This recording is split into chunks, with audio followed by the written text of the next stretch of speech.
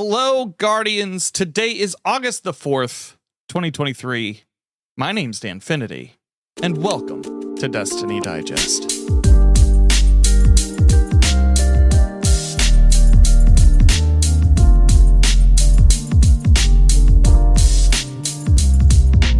Thank you so much for listening to the show. If you're listening to this in real time or the weekend that it releases, I am currently at GCX in Orlando. If you're in Orlando at GCX and you see me on the show floor, come up and say Pomplamoose to me. I have some bearded heart emote pins to give out to folks who know the password. That said, I'm recording this on Wednesday, so I don't really have a lot of news from Destiny 2 this week, but I do have a conversation with Rhino666 from the Loose Canon podcast, talking about the lore of the season, talking about his history with Armory Defined. One thing that we forgot to mention was that he makes props. He 3D prints props all the time for his Etsy shop. Wonderful dude, and I'm excited for you to hear this conversation. So without any further ado, let's get into it. I don't know how far back you went with Destiny podcast, but I started out with Guardian Radio as my first show that I listened to, because I was yeah, that's where I started. Yeah. Oh yeah. Listen, I started listening to Guardian Radio episode 30. Yeah. And then what did they do? They ended up doing what was it, 400 or 500 episodes? I don't know. Yeah. I feel like it was that many. It probably wasn't, but I remember, because the only person that would really talk about Destiny was more console Alan, Yeah. and Bife. I actually knew about Bife before he started doing Destiny lore, because he used to do a Reach Forge channel on YouTube, which did the Halo stuff. And it was funny because I heard about more console, and then this was almost 10 months before the game even came out. He was hyping up Destiny, and we had all known, being previous Halo people, we had all known, hey, this is definitely going to be the next big thing. Well, I reserved a copy of Destiny a year before it came out at Best Buy, because they were the only people that you could pre-order it from. And it was kind of they represented it as, the more people that pre-order this game, the more plausible it's going to come out. So I was one of those people that believed that, and so I went and bought the game, and I was like, fuck it, I'll just buy it. More plausible. It's a Kickstarter? Yeah, exactly. Yeah, we didn't have Kickstarter back then, guys. So So, I was absolutely wrong about that. I didn't know anything about games or social media for that much. I just knew that I really loved Halo, and I really loved Bungie, and I wanted to play whatever they were working on next.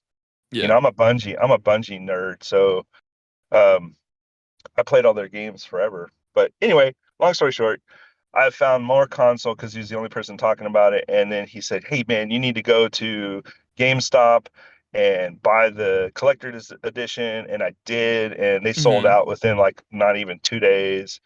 And the rest was history, because then he was invited to whatever it was, and Bife joined him, and a guy I knew on Twitter because of Halo joined him, BioWolf. Hashtag blame BioWolf. Dude, I haven't heard that name in a while. Yeah, he dropped off the face of the planet. But he I guess he's still out there doing good. Last thing I heard, he was working at, I don't know, the zoo or something. But anyway, so they started Peasant Guard. Remember that? Mm-hmm. Yeah, and then that was it. So Peasant Guard started, and they were the first Destiny team that evolved from all this. I didn't know anything about what Destiny was going to be, other than the fact that we thought, well, maybe they'll do some kind of MLG, and maybe they'll be competitive, and I thought, well, maybe this will be a game I can get into and kind of just kind of be serious about, because Halo is a very serious MLG type of game. Yeah. Maybe that they'll kind of be the same way. And then we got into it. I mean, they even had a Red Bull campaign with Flame Sword on it, thinking that the game was going to be MLG worthy, but it wasn't. Oh yeah. man. So anyway, Yeah. that's how I got into it. And I didn't care about lore at first at all. Yeah. At all. I didn't even know. I mean, well, back then we didn't have a story, Yeah. So Before we get any deeper in. I know. Hey Rhino, Sorry. welcome to Destiny Digest. Hello. Hello everybody. I almost just broke my chair. Welcome, welcome in. So, you were saying that you like when you first started Destiny, you didn't really even care about the lore. Like, is No. that something Yes. that like were you in when you were in like previous game communities? Were you interested in the lore? No. Okay. Okay. So Destiny was like that special little seed that was like, hey. So I mean, I'll back up and preface that. Like, I was very interested in Halo early on, and I had played Marathon, but so at the very beginning of all of this, playing games like Doom and Marathon, you knew you had an overall idea of what the story was, but Yeah. it was like playing, I don't know, Contra or some old arcade game. You weren't really invested in the story as much as it was kind of leading you along on rails, and Mm-hmm. that was what the game was. Like, this is the game, this is the story in the game, and beyond the game there wasn't anything else that you really sought to care about. You would talk about it with your friends, and I remember when Marathon came out, it was a massive deal because it was so much different from like Doom, right? Yeah. Because in Marathon, you drift, you float around, you're really fast. You go to the hallways like extremely fast, but there's a lot of little puzzles, and you have to back up and read terminals and stuff like that. And you can Mm-hmm. get sick. You can get sick playing that game, but there's a lot of motion in that game. But as compared to Doom, it was really groundbreaking. Mm-hmm. And so that's what kind of got me into Bungie games. Yeah. I had heard about Myth, but I was never really an RPG guy or a MMO guy or any of that stuff. Mm-hmm. Outside of that, I had played maybe a few tabletop games. Like I played Cyberpunk back when it was just a Tabletop. tabletop, yeah, role playing game. Yeah, man. And So there was that story. If I cared about a story, there was that, but it wasn't a video game yet. And like right. Marathon, it was a video game that barely had a story. You had to look at terminals. And then when Halo came out, that was it. So like I was Yeah. sold, you know. Then Mm-hmm. it was all about the story, Halo, Master Chief, Cortana, the whole saga. Everybody knows the story by now. And so that was the first time I ever really immersed myself into a universe surrounding a video game, right? Yeah. And then, when I had the little murmurs of or heard about Destiny coming out and Bungie had finished up Halo Reach, which is my absolute favorite game, Mm-hmm. I was sold. I had to go buy it. I had to go buy it, so much so that I had to pre-order it a year before it ever came out. And even to that day, I mean, even it's still, I really didn't care about like stories in video games yet, Yeah. It wasn't until about 3 or 4 months after playing Destiny, because I was one of the beta babies that Mm-hmm. played the game. And I mean, I spent maybe an hour and a half on that character creation screen in the in Yeah. the in the beta. My goodness, just analyzing exo faces and how I wanted to look, and all that stuff. Yeah. Um, but it wasn't until about 3 or 4 months after the game had come out and people had already kind of bagged and ragged all over it and said, "This is, how people are." And Oh yeah. People are so still that way. yeah, exactly. And so, we had Twitter at the same time, Mm-hmm. and we had a lot of social media all kind of emerge at the same time. So you had an open forum where people could talk about it that wasn't Reddit or that wasn't some, web page for people to vent at. And Mm-hmm. it was the first time we had like a collective community surrounding a AAA video game, Mm. And so that, to me, I got to see like what was everybody experiencing at the exact same time, and it made me hunger for what was Destiny supposed to be in the first place, and why do we not have story? So I started looking things up, and I started trying to understand like what is Grimoire and what are these people Mm-hmm. talking about, and why does everyone say there's no story? I felt like there was plenty of story, and I was completely wrong. Yeah. And So that was it. That was what started it.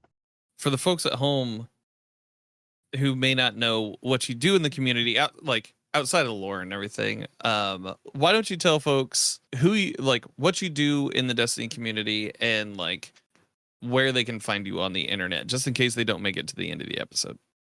Yeah, and so I mean, I'm mostly on Twitter, or whatever it's called today, X. Um, It'll always be Twitter. yeah, it'll the always be only X I Twitter. care, the only X I care about is the band, dude. Oh my goodness. Oh, what in the world? So that's where I am mainly Mm, until it completely, I guess, crumbles. Um, but I've been on Twitter, ranting about things that have nothing to do with Destiny, but also mostly how to connect things to Destiny in one mm-hmm. way or another. And so that's really my obsessive nature. Um, Yeah. is trying to figure out what the heck they're talking about. So anyway, like I was saying, I'm on Twitter. I'm Rhino, so it's RYNOX 666, uh, and that's on Twitter. But more importantly, you could find me on Armory Defined. That's my dedicated Twitter handle for all things Destiny lore Mm-hmm. related. So if you go to @Armory Defined, you'll find it. And there every week I do a lore card, which is like a special lore card that breaks down all of the elements of that specific item in game.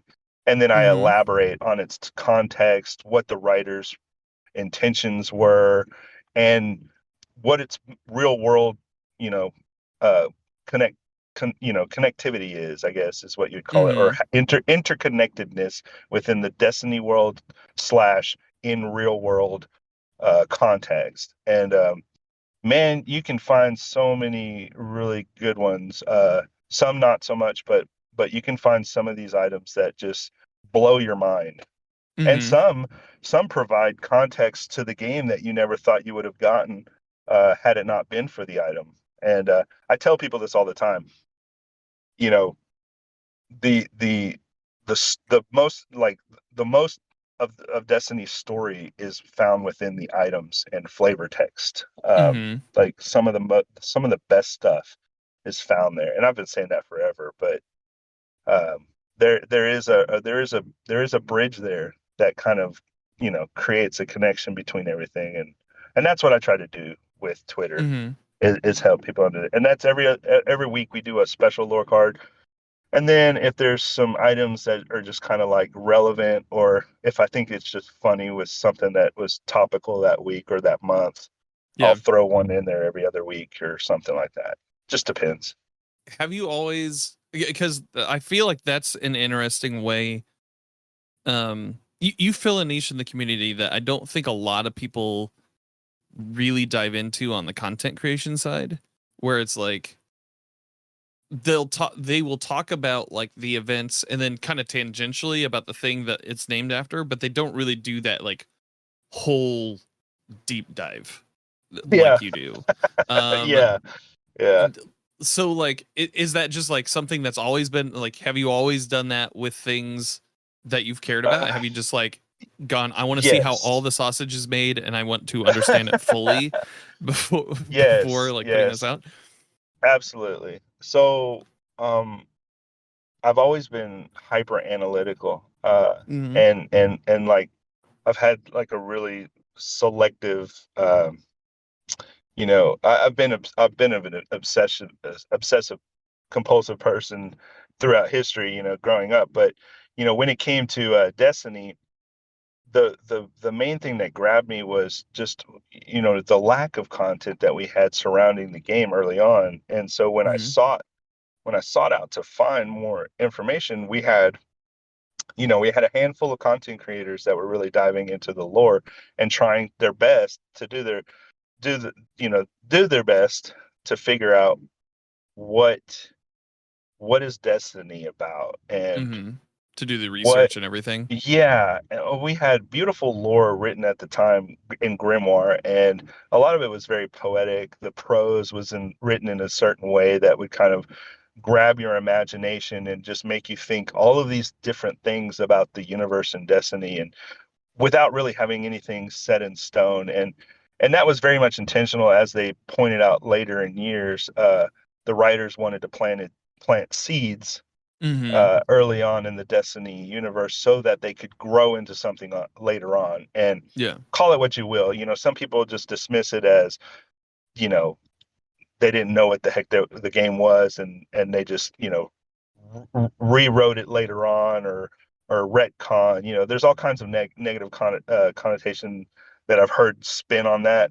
Mm-hmm. However, I truly do believe that what their intention was is to write a story with a game that evolved with us, and we were really kind of integral into the development of what the game was going to be. So had it not been for the community, I don't think Destiny really would have evolved into what it is now. And that comes from a lot of us, a lot of our Mm-hmm. participation around the game. So, um, not knowing what the game was going to be at the time, I sought that information as best I could. I was one of the many other people that was just like, hey, where can we figure out this person, in the game, and why they're here, and can we run around the environments to pick up context clues as to what is the Ishtar Collective? Why do we have a library in Venus? All of Mm-hmm. these different things. Why are there statues set in stone that turn into Vex? What Yeah. is the Black Heart? What is the heart of the Black Garden? It was just phenomenal. Yeah.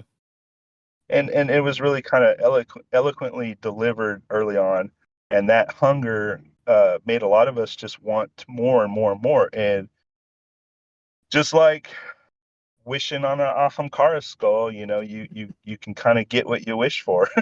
Mm-hmm. So uh, I think the Bungie writers play with us a lot of times in the lore. Mm-hmm. They intentionally write things in there that are for people that read the lore, because you can even see them kind of poking fun at us for dissecting the game, but you can also see them playing with people who read, and kind of leading us on this roller coaster ride of lore. Uh, Yeah. and I personally love it. I think it's fantastic and it's fun.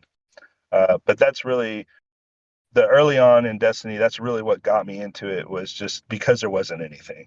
And so Right. one of the things that my analytical brain did was try to understand why these weapons and armor and items were named what they were named. And I found out Mm-hmm. a lot of really cool, Easter eggs, a lot of really cool real world connections. And it made me fall in love with the writers as a whole, because I found out that a lot of them, are really, really, really talented.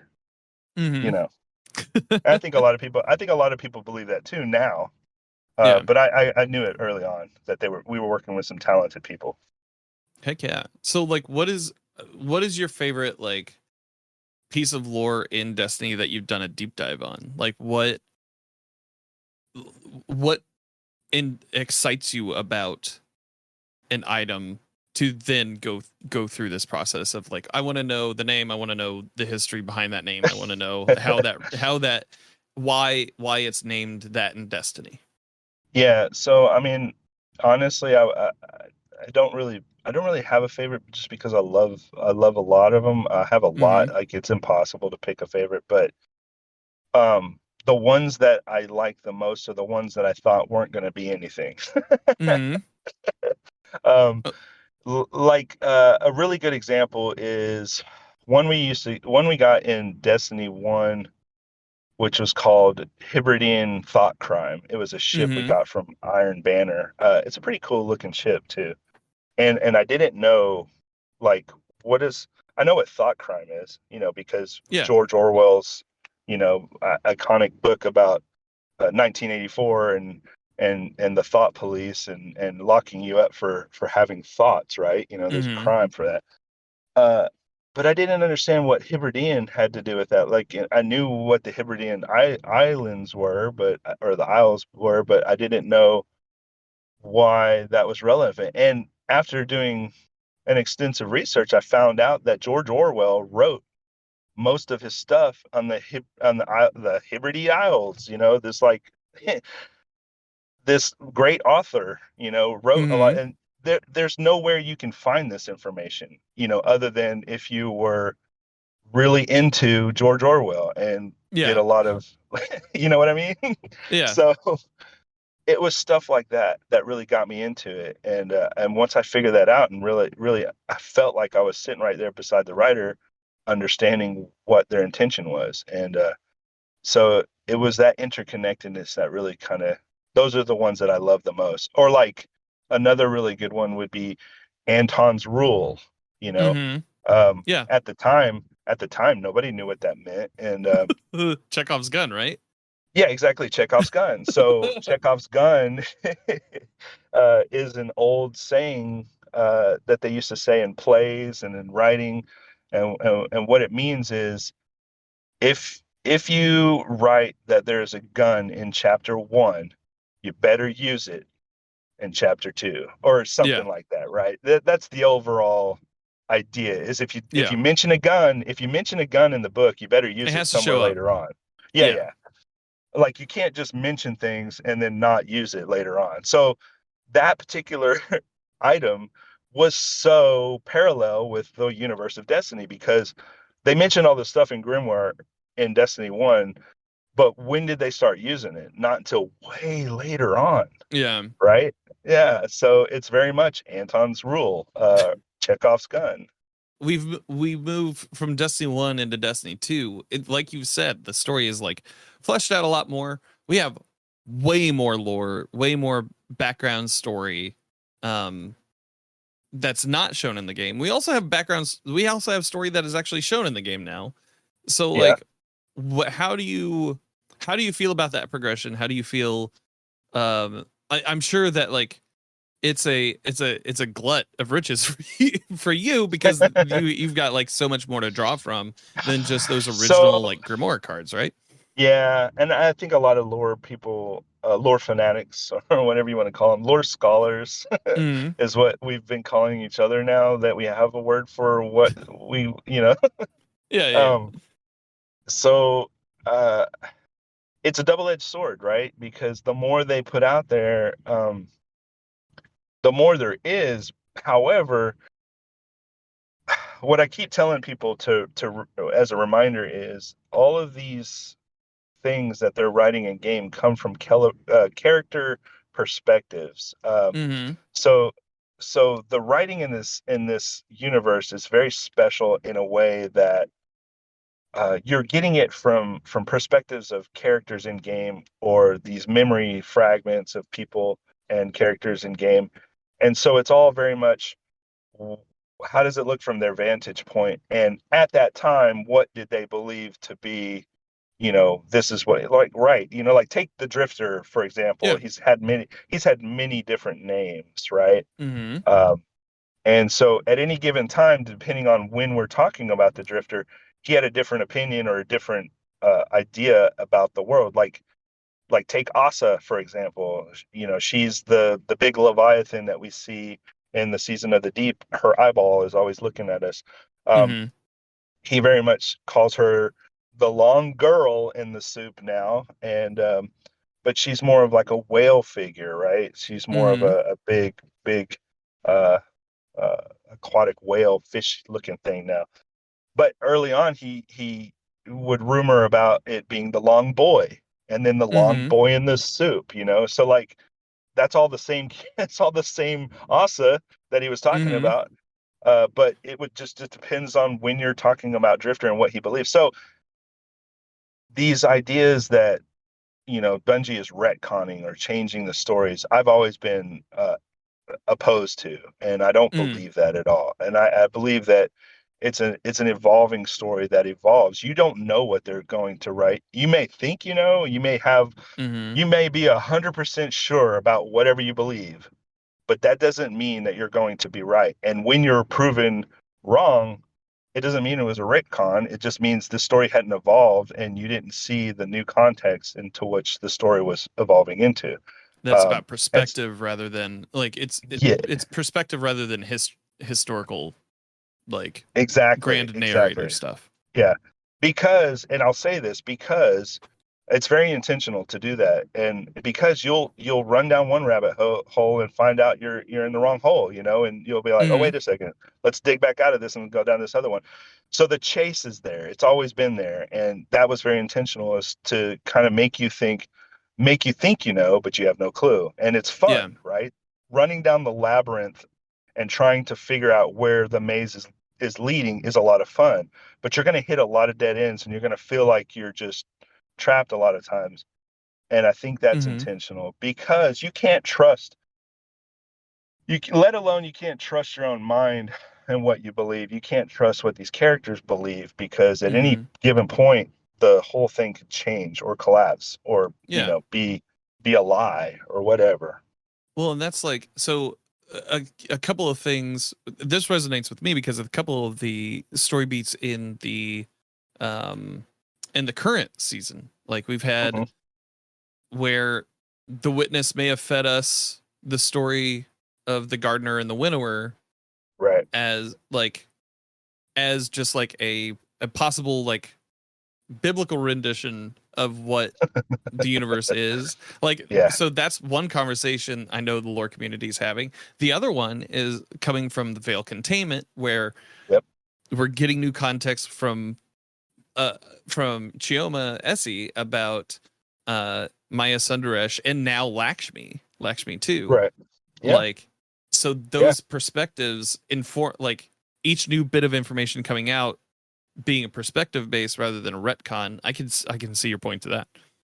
So when that happened, immediately when that happened, so one of the things is I love to read leaks.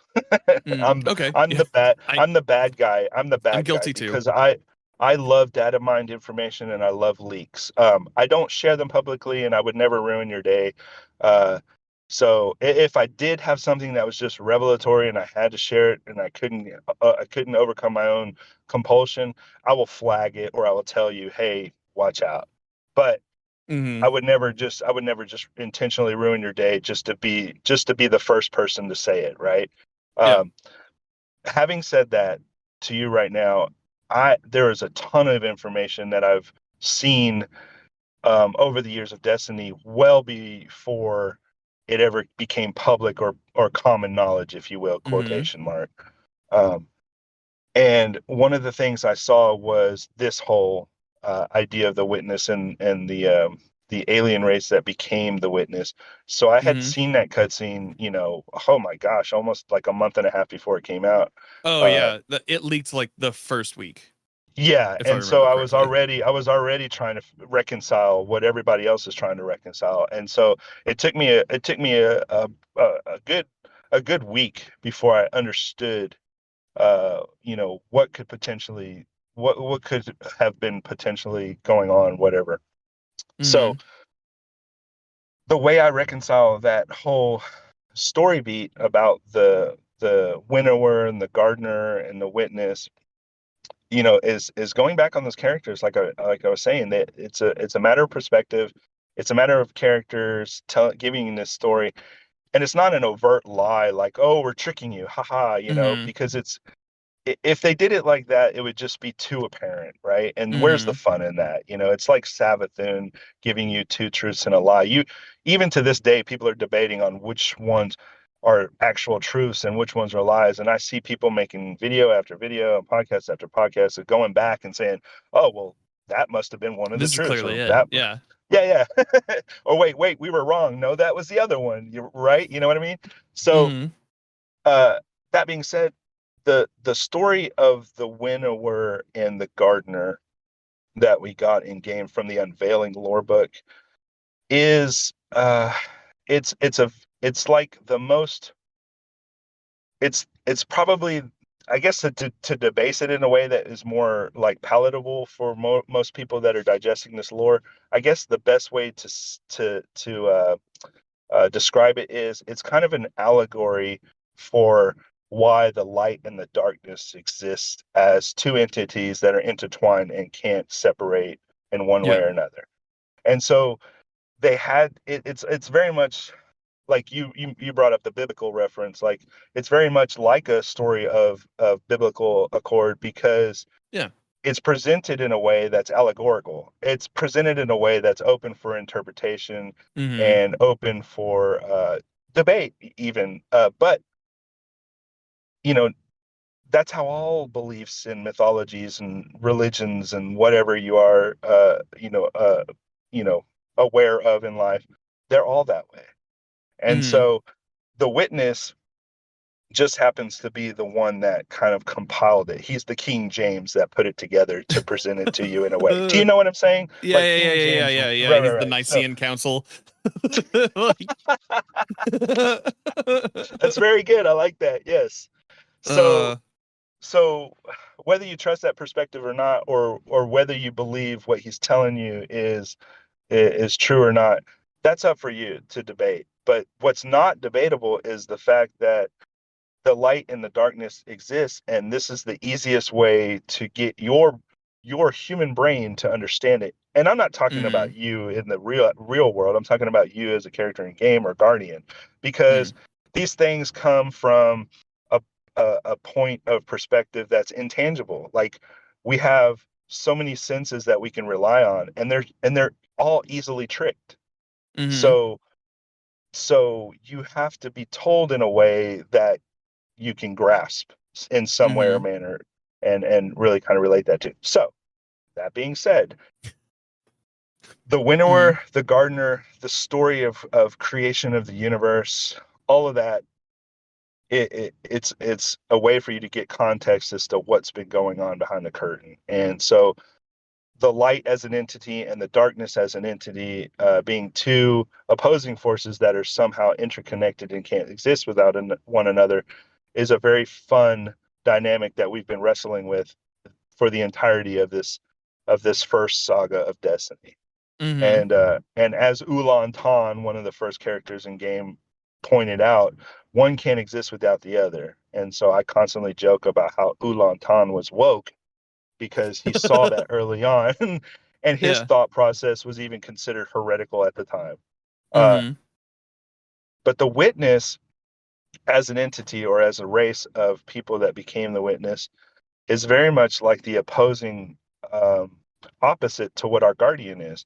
So Mm-hmm. if you think about it, if you step back, look at it from an aerial perspective, we've got the witness who has taken on the mantle of responsibility to become the winnower. Mm-hmm. He wasn't it wasn't the winnower per se at the beginning of everything. The witness wants to be the winnower. So he has Yeah. taken on that responsibility and has mantled the title the winnower. So now he's death with the mighty scythe coming down to reap, you know, right? So Yeah. that's his whole MO right now is to become the winner. Almost like Callus wanted to be the herald of the darkness and Yeah. champion, you know, he wanted to be the Luca, the very last remaining survivor of all things living. So this Well, is their version of The Secret. Is there they're you go. putting they're putting their like intent out into the world. Yeah. So, Yeah. so what I think is beautiful, and if you'll step back with me for a second and kind of Mm-hmm. ascend to this aerial perspective of what's happening, if you look at it, you've got the witness who is made up of many entities.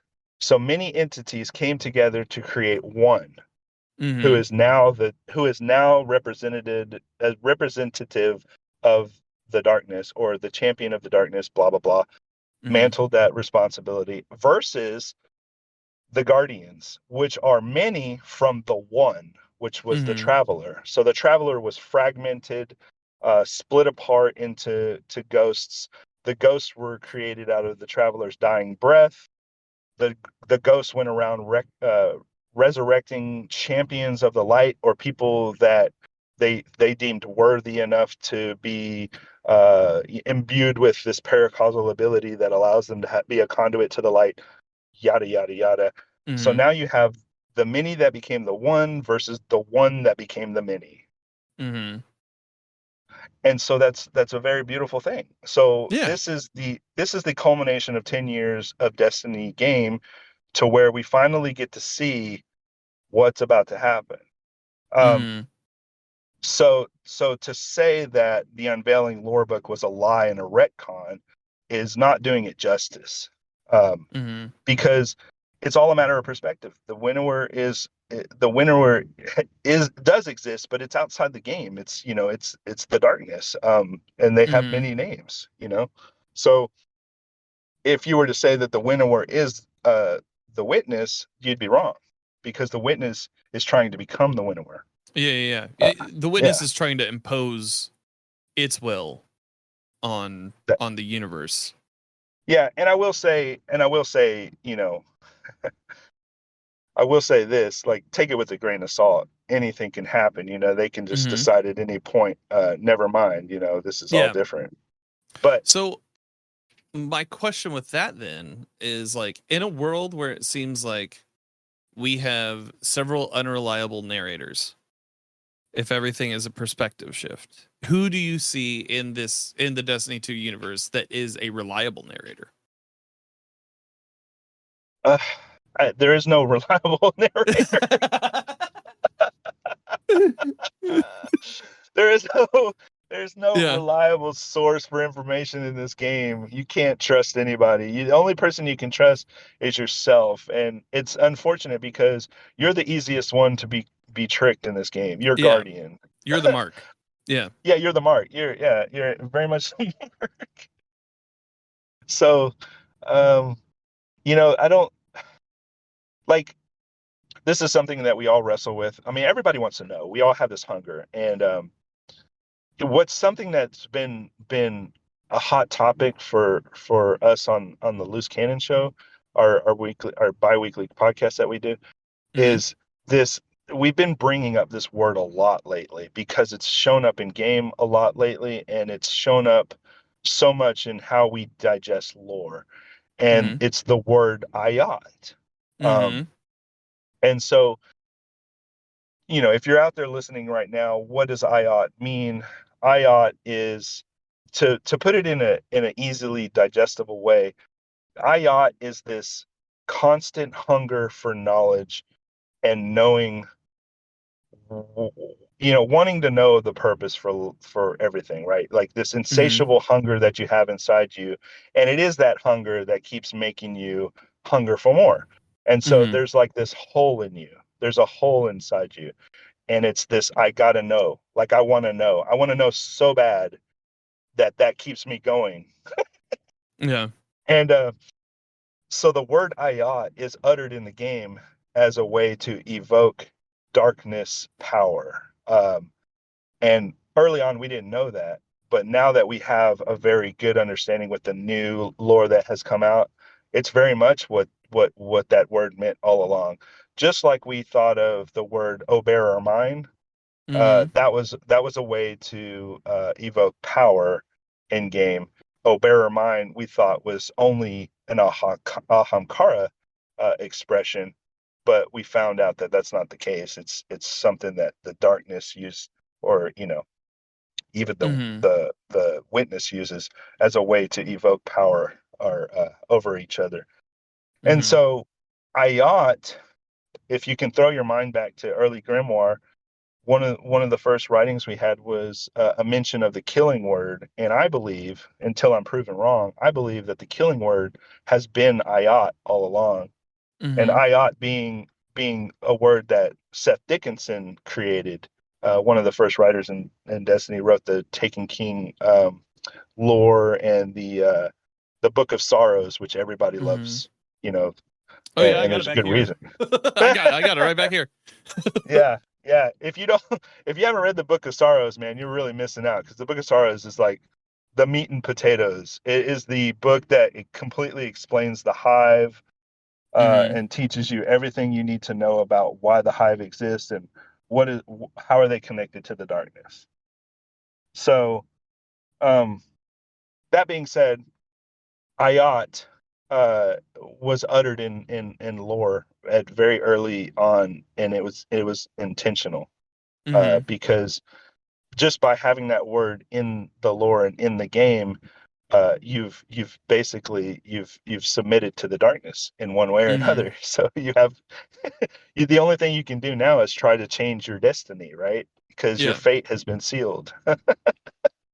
Incredible. Yeah, Okay. incredible. Exactly. Yeah.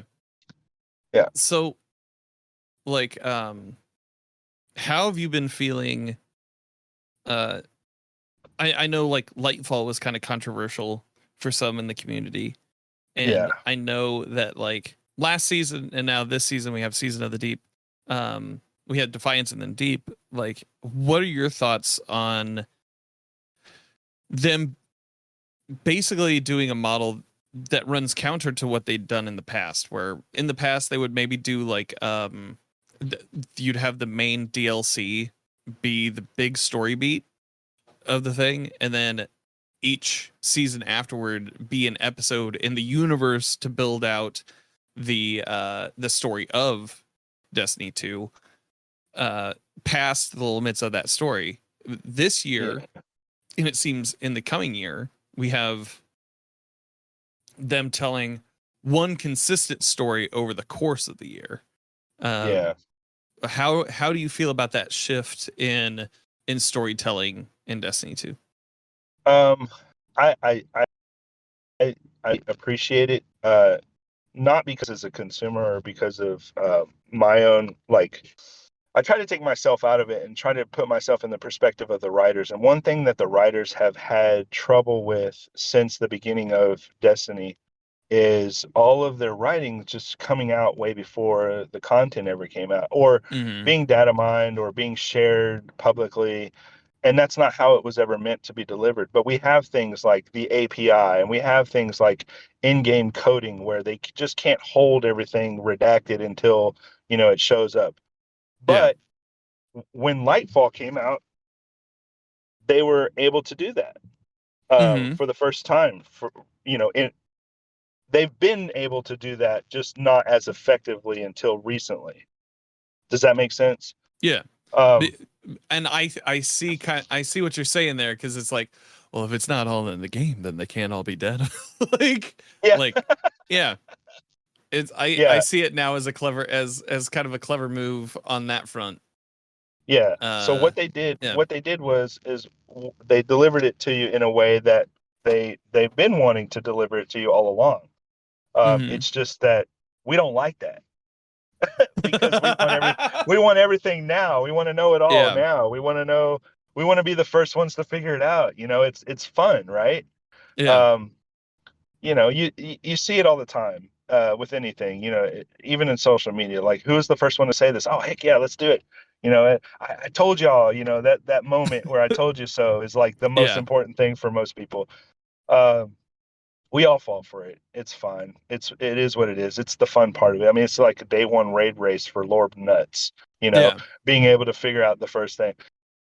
But that being said, for people that are in the lore and fully immersed in the lore, have been dealing with the lore, on a daily basis since forever, you get to this point where you really start to feel empathy for the people that are giving you the lore, and you start to understand that even some of the lore writings in game are the authors telling you, "Hey, we're not having a good time," Yeah. whether that be personal struggles in real life, or how insatiable we are, and Mm-hmm. how mean we can be, and stuff like that. They've even written stuff into the lore that addresses those things. And Mm-hmm. if you're intuitive enough, or if you're listening hard enough, you can see it. Mm-hmm. And so that pulls on my heartstrings, because I feel I feel like, as a lore person, I have this responsibility to kind of like shelter uh them a little bit. And so anything that they can use as a tool to help them um, deliver lore in this game the way they want it to be delivered, hey man, more power to them. I Hmm. wish they had even more insulation from us, because a lot of times we can tear things down uh, that if you looked at them on the face of them are very beautiful stories and beautiful narratives that we just, oh, this sucks because I don't like that Yeah. character, or that the way their voice line was presented, I don't like this whole game now, or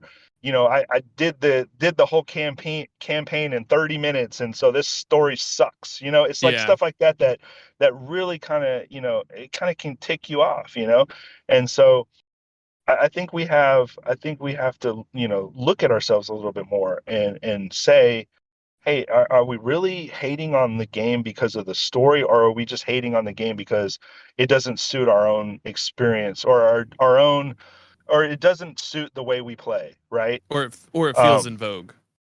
yeah, there you go. There you go. That's good. Um, so, you know, I if you I had it too. Like I could jump in a Crucible match and be like, this sucks, right? Yeah. But that doesn't make me go, oh, I hate Seth Dickinson. You know what I mean? So like, where do Oh we yeah. draw the line, guys? Where Yeah. do we Yeah. draw the line? Are we doing this correctly or not? And Yeah. so just cut it out. I Have a will good time. say, anytime I get hit by a Cabal like drop pod, I do go Farnsworth, just to Yeah. And Yeah. that, and that's all in jest, Yeah. and that's Exactly. fun. Fun. I mean, but like getting mad at Destiny for having the Crota raid ruined because you can cheese it by pulling out your Ethernet cord is justifiable, right? Yeah. But but but getting mad at Destiny because you rushed through the campaign and you were suddenly felt Hmm. devoid or empty inside because you don't know what happened, is that their fault, Yeah. or is it the way the game was delivered? So like, Yeah. you've got there are a lot of things running in parallel, and Hmm. to flame one, it's like yelling at a community manager for things that are mechanical in game, right? Hmm. I Like direct I will direct say your this, yeah. like there is the like I I'm not a huge fan of the delivery method of the seasonal story when it becomes like week over week stuff. Mhm. But like that is never I've never wanted to write anybody about it. Yeah. You know what I mean?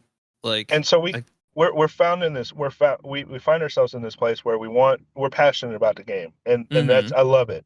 And so that's why I really don't judge people on as a whole when it comes to stuff like that, because you're passionate about it, you love it, and Yeah. you want to see it succeed. It's your baby. You've been playing it for a very long time. Mhm. Um, For fun but and profit. you've also got to recognize that there's a lot of things running in parallel, and there's a lot of things that the writers can't control, and there's a lot of things that the game designers can't control. And they run together, and they try to run in sync as best they can, but sometimes things don't work out the way they want.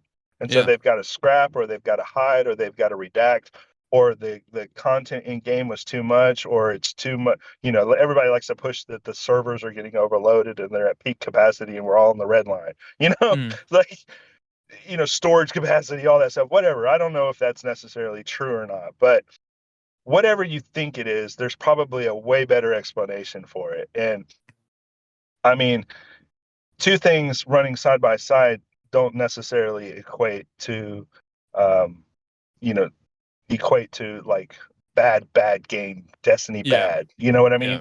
mean? It's like they could have done better and they screwed up here. So let's make it better next time. But Yeah. there's a lot Yeah. of things that they have to consider whenever they write things in, and whenever they bring things to the public to play.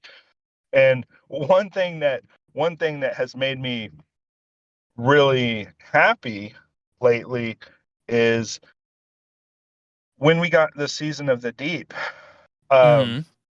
we had a lot of other games to play at the same Yeah. time. Oh yeah. Yeah, so I mean, you yourself, you've been playing other games. Everybody's Oh been yeah, playing dude. other games. I played Alan Wake, which was like a 10-year old. Wait, hold on. How long? 13-year-old game? I'm That's like unexpected. Yeah. Well, I mean, the sequel's coming out like later this year, and I was like, maybe let's Oh, see if I okay, like okay. this. And Sure. so, like, yeah, I did that, and I've been playing. I'm looking forward to Sea of Stars coming Yeah. out next or this coming month. This month, it's now this Yeah. month is like, yeah, it's just kind of crazy. But yeah, I feel that, and like, there's a lot of other games. There's a lot of other stuff to do.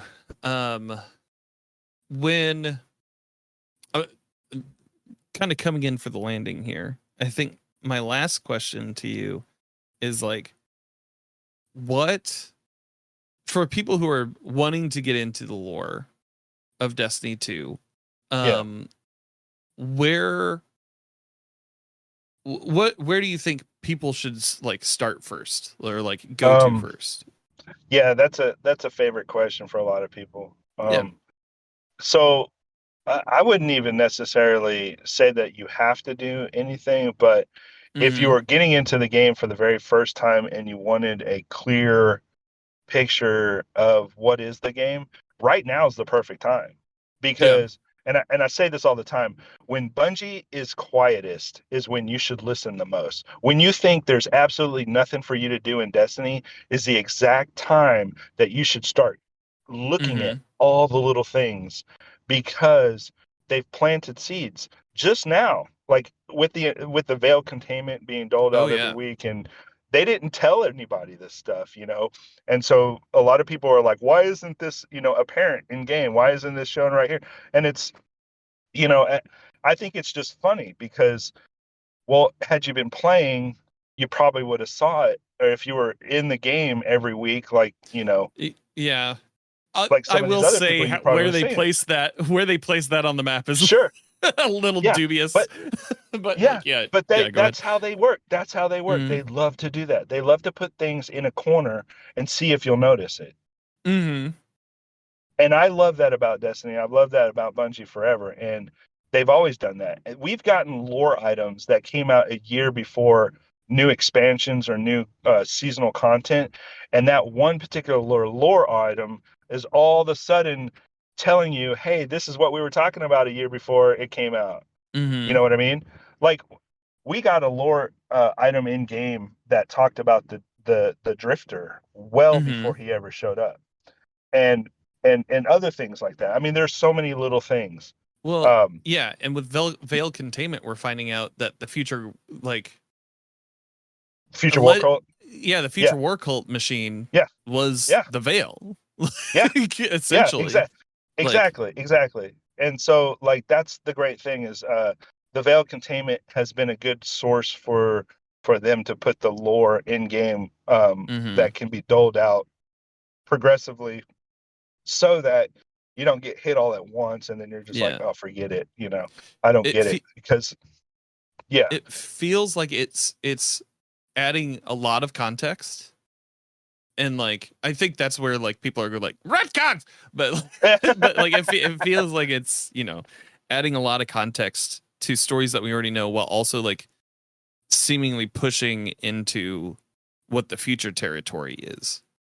yes.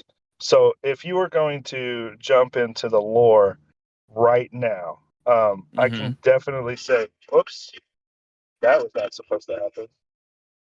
Anyway, a little bit of Brian, early in the morning. Sorry about that. Um, All good. I'm a huge music nerd too, as Dan Finity can attest. We Oh, I probably, know. Oh, I know. yeah, We've we talked. banter back and forth about it a lot. Oh my gosh, dude, it's so early right now. Anyway, so the I only wanted to get the name right for the book, and that's why that music came on. Mm-hmm. But there is a lore book in game that's there right now, and so if you're just now getting into Destiny, read the Inspiral lore book. Oh my God, the Mm-hmm. Inspiral lore book is telling you everything right now. And I'm surprised that people aren't covering it like crazy right now, but we're Mm-hmm. trying. But anyway, um, the Inspiral book is telling you all of the things that you thought or you wondered about in Destiny as a whole, going all the way back to early Grimoire. and it's basically cementing things, or as the witness would say, calcifying, calcifying your universe in a way to make the final shape. Anyway, the cool thing about Inspiral is we never really had a source for the lore to be cemented in game, and the Inspiral lore book is really doing that. And so if you go and read it now, you'll have this clear picture of what we've been fed over the last 10 years, and right now is probably the best time to get into the lore if you haven't been getting into the lore, if you've just been playing, or if you just don't even know what Destiny is and you just want to get into it. Read that first. If you want my opinion, read that first, because reading that first is going to open up a whole universe in your mind and make you want to know everything you can about all the little things they're talking about. Heck yeah, dude. Well, Rhino, thank you so much for getting up so early, for sitting with me in this call for the show this week. Where can people find you on the internet, sir? Yeah, so I mean, just like I said, you can go to Armory Defined on Twitter, X, whatever it's called now.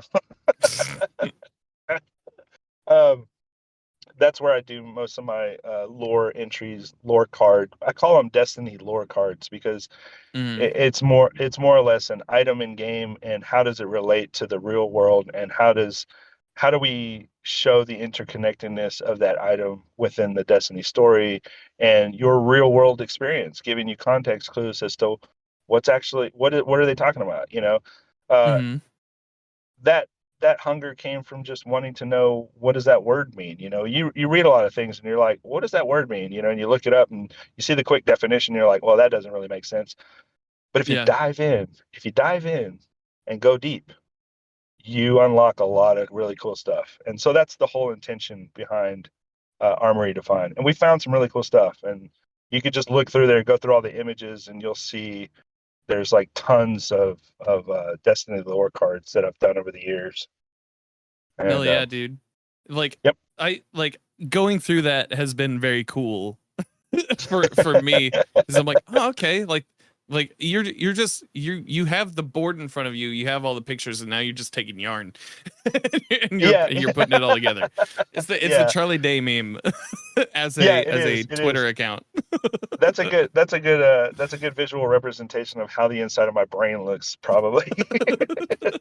But we work with some really cool concepts in game, and I don't proclaim to know everything, right? I don't. Yeah. That's the whole point of this is, I really go out into the world with a childlike sense of wonder, because I don't know what this stuff is, so I very much want to know, and just from that hunger, like I ought, I go out and find the information and try to do the best job I can to present it in a way that is not droning. Hopefully this podcast wasn't droning or me talking too much, but just I tried to present it in a way that is easily digestible, and also makes you think, wow, that's really cool, I learned something today, or oh, I already knew that, but that's neat how it kind of relates to Destiny now.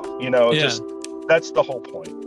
My name's Danfinity. You can find me on Twitter and TikTok and the Instagram at Danfinity, where the eyes are else. You can also find me on Twitch 3 days a week, twitch.tv/Danfinity, helping Guardians out with in-game activities. If you want to support the show, you can rate and review on your podcast platform of choice. Anything you say helps us in the algorithm. And if you want to give a few bucks a month to help keep the lights on, head on over to coffee.com/Danfinity. That is ko-fi.com/Danfinity. All the links are in the notes for the show. Thank you so much for listening, and I hope you find what you're grinding for.